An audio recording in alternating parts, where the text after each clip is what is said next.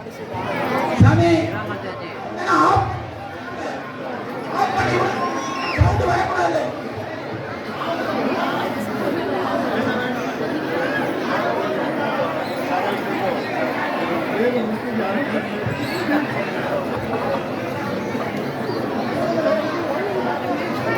சாமி ஸ்ரீரங்கத்துல விஸ்வரூப தரிசனத்துக்கு இந்த 3 வந்துட்டு போவோம்.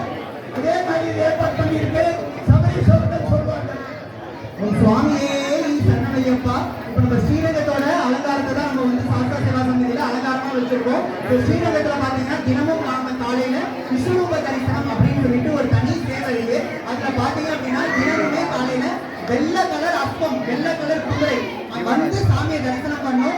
அதுக்கப்புறமா வந்து யானை வந்து தரிசனம் பண்ணும். அதுக்கப்புறம் கருப்பு கலர் பசு வந்து தரிசனம் பண்ணும். அதே மாதிரி இந்த அலங்காரம் ஏற்பாடு பண்ணிட்டு இந்த 3 தரிசனம் பண்ணிட்டு போனதுக்கு அப்புறமா அது விஸ்வரூப தரிசனமா கருதப்படுது. நீங்க எல்லாரும் உங்களோட வேண்டுதலை வைக்கலாம். ஏன்னா விஸ்வரூப தரிசனம் சாதாரண தரிசனம் இல்லை. சுவாமியே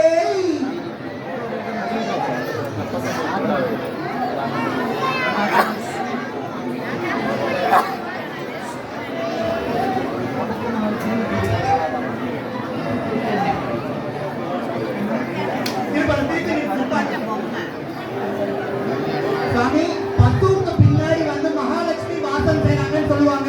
இப்ப மகாலட்சுமி தரிசனம் பண்ண போறாங்க.